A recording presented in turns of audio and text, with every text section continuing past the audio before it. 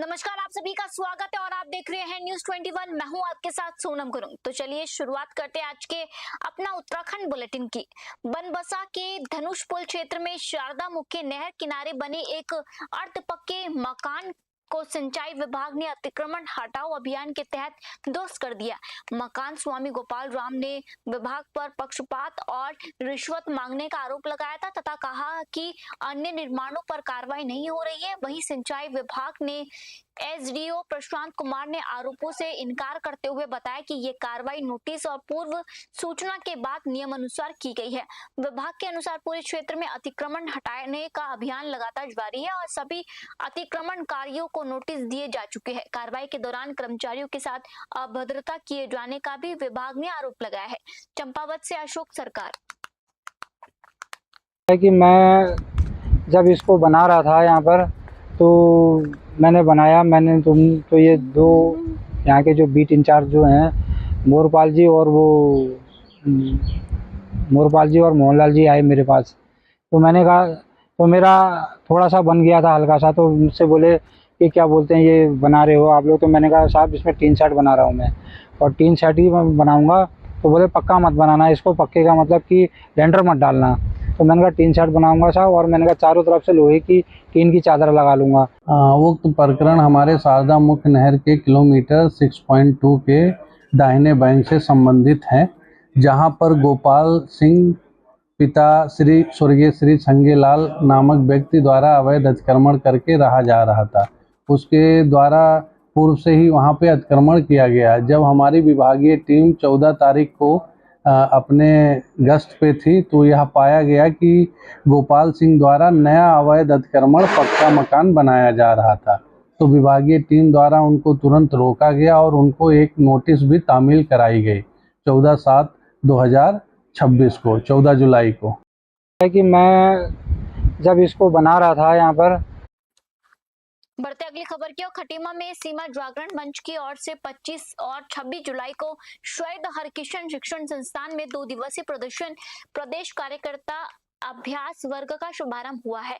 आपको बता दें इसमें तिब्बत, नेपाल और चीन सीमा से जुड़े जिलों के कार्यकर्ता हिस्सा ले रहे हैं। परीक्षण में सीमा सुरक्षा, सीमांत क्षेत्रों का विकास, रिवर्स पलायन, आत्मनिर्भर गांव, ग्राम सुरक्षा समितियों के गठन और राष्ट्रीय निर्माण में युवाओं की भूमिका जैसे विषयों पर चर्चा की जाएगी। प्रदेश संगठन मंत्री आशीष वाजपेयी ने कहा कि सीमांत गांव को सशक्त और आत्मनिर्भर बनाना राष्ट्रीय सुरक्षा के लिए आवश्यक है तथा समाज की सक्रिय भागीदारी से ही सीमाओं की सुरक्षा और विकास सुनिश्चित की जा सकेगा। खटीमा से अशोक सरकार की रिपोर्ट। आपके चैनल के दर्शकों को सादर नमस्कार। सीमा जागरण मंच एक संगठन है देश के अंदर जो पिछले 40 सालों से देश के बॉर्डर के क्षेत्र में काम करता है। तो हमारा उत्तराखंड भी तिब्बत, नेपाल, चाइना बॉर्डर से 3 देशों के बॉर्डर एरिया को टच करता है। तो ये प्रदेश कार्यकर्ता अभ्यास वर्ग है।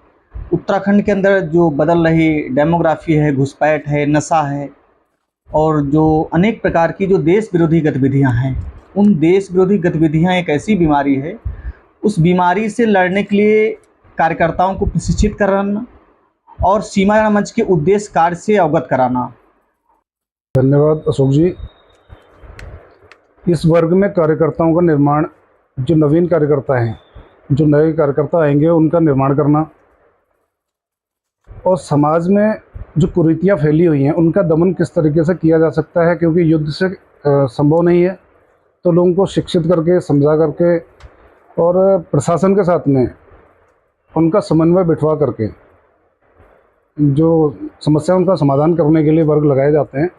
वर्ग में अपने कार्यकर्ताओं को, क्योंकि काफ़ी लंबे समय से कार्यक्रम तो चलते आए हैं लेकिन कार्यकर्ता का अभाव रहा है। आपके बढ़ते अगली खबर की ओर। डोईवाला में संयुक्त किसान मोर्चा के आह्वान पर किसानों ने भारत अमेरिका के द्विपक्षीय व्यापार समझौते के विरोध में प्रदर्शन किया है।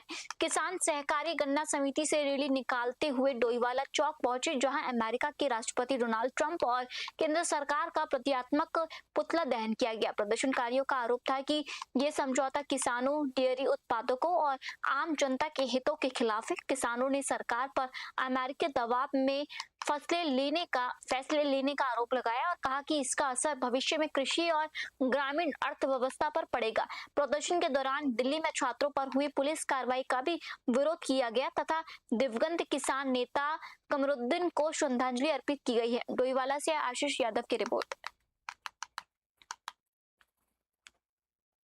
हमारे अभी जो किसान सभा के राज्य के उपाध्यक्ष थे और जिले के कार्यकारी अध्यक्ष और किसान नेता जन नेता थे, वो कमरुद्दीन थे, कॉमरेड कमरुद्दीन, उनकी असामयिक मृत्यु हुई। बहुत बड़े मतलब कह सकते हैं कि हमको बहुत बड़ी क्षति हुई है। तो आज हम डोईवाला में यहाँ पे जो मंडल के हमारी किसान सभा है वो उनको श्रद्धांजलि दे रही है। उसको श्रद्धांजलि दी इन्होंने। और उसके बाद हमने आज ही ये भी तय किया था कि जो अभी दो काम इतना खतरनाक तरीके से ये सरकार कर रही है, जो मोदी और बीजेपी की सरकार है, ये जो आपके चैनल के माध्यम से मैं सभी को बताना चाहता हूँ कि जो ट्रेड डील अमेरिका के साथ हुई है 22 तारीख को, उसमें जो किसानों के लिए बहुत मतलब घातक है। क्योंकि सबसे पहले तो अमेरिका वाले क्या करते हैं, अपने किसानों को बहुत ज़्यादा सब्सिडी देते हैं, 200% से भी ऊपर भी, लेकिन हमारे यहाँ तो सब्सिडी मिलती नहीं है। तो हमारी जो क्रॉप होगी वो महंगी होगी। अमेरिका की अगर क्रॉप यहाँ पर आएगी तो वो सस्ती होगी, क्योंकि वो उनके किसान अफोर्ड कर सकते हैं। हमारे बढ़ते अगली खबर की ओर। मुख्यमंत्री पुष्कर सिंह धामी की आदर्श चंपावत परिकल्पना के तहत टनकपुर में मां पूर्णगिरी धाम मार्ग पर LED स्ट्रीट लाइट और दूरदर्श तोकों के विद्युतीकरण कार्यों का शुभारंभ किया गया। लगभग 8:10 आपको बता दें 8.5 करोड़ रुपए की लागत से ककराली गेट से मां पूर्णगिरी मंदिर तक करीब 20 किलोमीटर मार्ग पर आधुनिक LED लाइटें लगाई जाएगी, जबकि अंतिम 3 किलोमीटर पैदल मार्ग पर भूमिगत केबल से प्रकाश व्यवस्था होगी। प्रथम चरण के लिए 2 करोड़ रुपए स्वीकृत किए गए हैं। साथ ही बिजली से वंचित दूरस्थ गांव में विद्युतीकरण कार्य शुरू होने से शिक्षा, स्वास्थ्य और आजीविका की सुविधा को मजबूती मिलेगी। जनप्रतिनिधियों ने इसे चंपावत के विकास की दिशा में महत्वपूर्ण कदम बताया। चंपावत से अशोक सरकार की रिपोर्ट।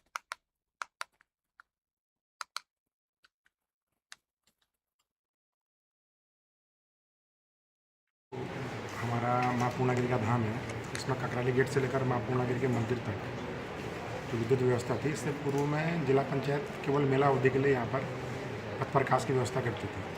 माननीय मुख्यमंत्री जी ने घोषणा की थी कि ककराली गेट से लेकर माँ पूर्णागिरी के धाम तक विद्युत व्यवस्था की जाएगी, स्ट्रीट लाइट लगाई जाएंगी। उसी का आज भूमि पूजन हुआ है और वो कार्य प्रारंभ हो गया। लगभग 8.25 करोड़ की लागत का वो पूरा प्रोजेक्ट है। इसके अलावा जितने भी हमारी पूरी विधानसभा में जितने भी तोक ऐसे गांव थे जहां ये जैसा विदित है, माननीय मुख्यमंत्री जी की 2 महत्वपूर्ण घोषणाएं हैं। एक तो जगपुड़ा से ककराली गेट तक जो है विद्युत की लाइट्स की व्यवस्था है, और दूसरा जो है वो ककराली गेट से पूर्णागिरी मंदिर तक, माता मंदिर तक लाइट की योजना है। तो जो दूसरा चरण है इसको प्रारंभ कर लिया गया है, और ये योजना जो है सितंबर तक पूर्ण करने का इसको लक्ष्य रखा गया है, और बहुत तीव्र गति से इस पर काम चल रहा है। माननीय मुख्यमंत्री जी की मंशा है और उनके दिशा निर्देश हैं कि जो हमारा माता पूर्णागिरी मेला है, ये पूरे प्रदेश का सबसे बड़ा मेला है। हमारा माँ पूर्णागिरी का धाम है, इसमें ककराली गेट से लेकर माँ पूर्णागिरी के मंदिर तक जो विद्युत व्यवस्था थी, इससे पूर्व में जिला पंचायत केवल मेला अवधि के लिए यहाँ पर पथ प्रकाश की व्यवस्था करती थी। खटीमा तहसील के वार्ड नंबर 4 इस्लाम नगर में बरसात के चलते जलभराव और कीचड़ से स्थानीय लोगों की मुश्किलें बढ़ गई है। क्षेत्र वासियों के अनुसार फैजानी मदीना मस्जिद के पास गुडुडू के मकान से रियाज के मकान तक करीब 180 मीटर कच्चा रास्ता बारिश में दलदल में बदल जाता है, जिससे आवागमन और स्कूली बच्चों को स्कूल पहुंचने में परेशानी होती है। लोगों ने प्रशासन से यहां टाइल्स या RCC सड़क बनाने की मांग की है। वहीं एक महिला ने नंदा गौरा योजना के आवेदन में आवश्यक प्रमाण पत्रों पर हस्ताक्षर और मुहर नहीं होने से लाभ नहीं मिलने की शिकायत करते हुए उप जिलाधिकारी से हस्तक्षेप की मांग की है। खटीमा से अशोक सरकार की रिपोर्ट। बहुत बड़ी क्या है, गली में कीच बहुत है। बच्चे बरसात रहते हैं, स्कूल जाते हैं, दिक्कत होती है। गलियों की नाली जो होते हैं रोड पे सर नहीं जा सकते, दिक्कत बहुत है। नाली तो बहुत पहले बना ली, रोड नहीं बढ़ा दी थी।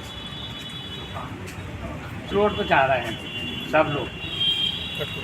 बड़ी समस्या हमारे यहाँ रोड की है। इसकी वजह से आए दिन पानी भर जाता है, बच्चों को स्कूल जाने में दिक्कत होती है, हम लोगों को निकलने बैठने में दिक्कत होती है। हम लोगों के यहाँ बुजुर्ग हैं, तबीयत खराब हो जाती है, उनको ले जाने में बहुत ज़्यादा परेशानी होती है। इसलिए हमारी मांग है कि हमारे मोहल्ले का रोड जल्द से जल्द बनवा दिया जाए, जिसकी वजह से हमारे बच्चे स्कूल जा सकें, हमें निकलने में थोड़ी आसानी हो।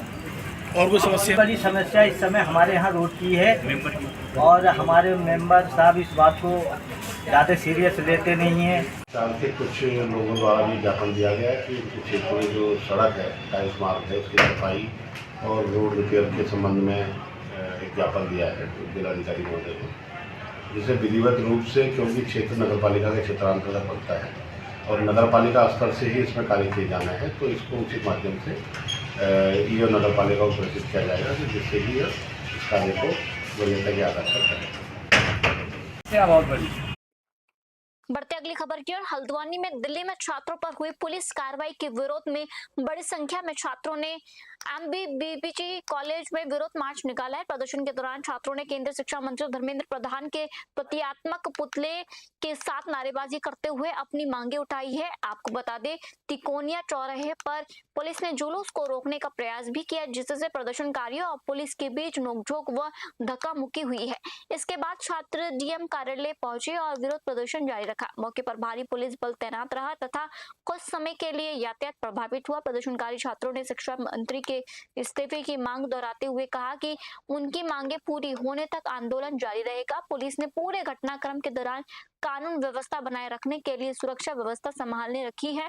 हल्द्वानी से विनोद कुमार अग्रवाल की रिपोर्ट।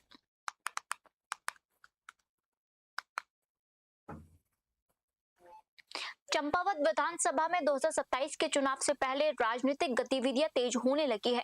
कांग्रेस के पूर्व विधायक हिमेश खरकवाल ने प्रेस वार्ता पर सरकार और मुख्यमंत्री पुष्कर सिंह धामी के नेतृत्व में हो रहे विकास कार्यों पर सवाल उठाए हैं।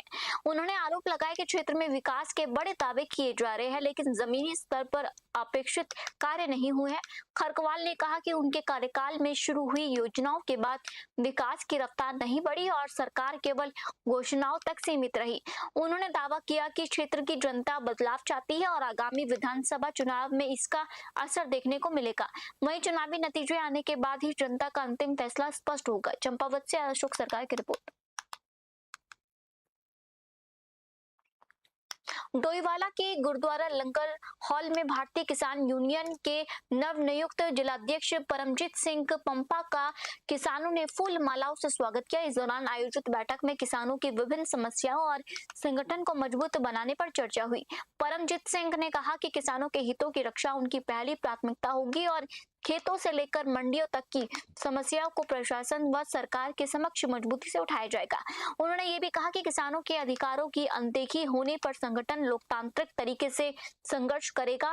बैठक में गुरु सिंह सभा के प्रधान गुरदीप सिंह, वरिष्ठ किसान नेता हरेंद्र बालियान और चौधरी रणबीर सिंह ने भी किसानों से एकजुट रहकर अपने अधिकारों के लिए संघर्ष करने का आह्वान किया।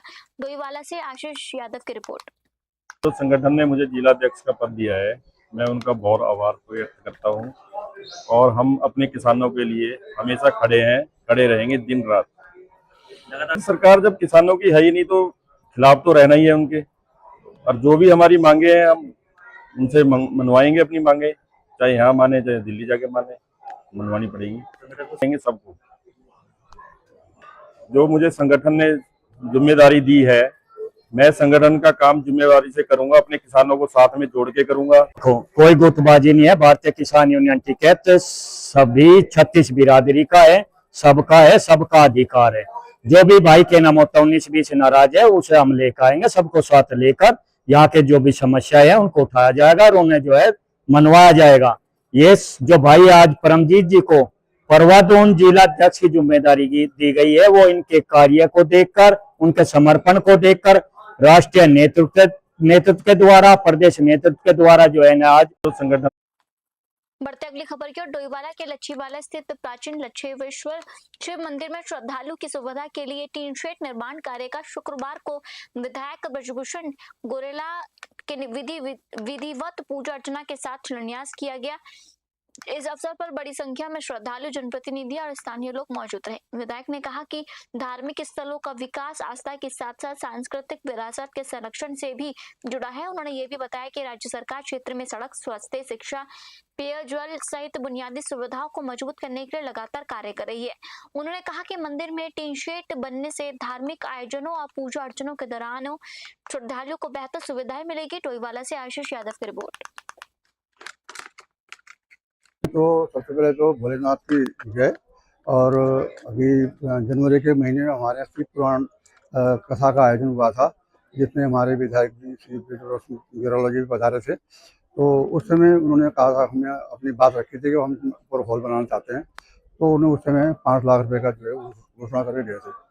और आज उस घोषणा के अंतर्गत उसके अनुपालन में आज विधायक जी ने वो 5 लाख का अनुदान भी हमें दे दिया है, जिसके लिए हम विधायक जी का बहुत बहुत धन्यवाद अदा करते हैं, उनका हार्दिक अभिनंदन भी करते हैं। आज मैं पधारे हैं लच्छीवाला में बहुत प्राचीन लच्छेश्वर महादेव जी का मंदिर है और यहाँ पर हमारे जितने भी यहाँ पर इस क्षेत्र के निवासी हैं उन लोगों का ये था कि मंदिर के सौंदर्यकरण के लिए यहाँ पर कुछ व्यवस्था होनी चाहिए, कुछ धन की स्वीकृति होनी चाहिए।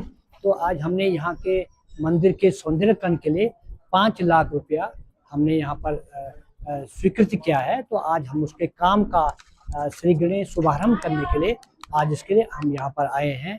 तो सबसे पहले तो भोलेनाथ की जय।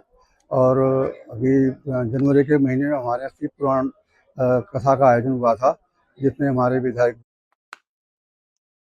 फिलहाल आज के बुलेटिन में इतना ही और आप देखते रहिए न्यूज़ 21। जय हिंद।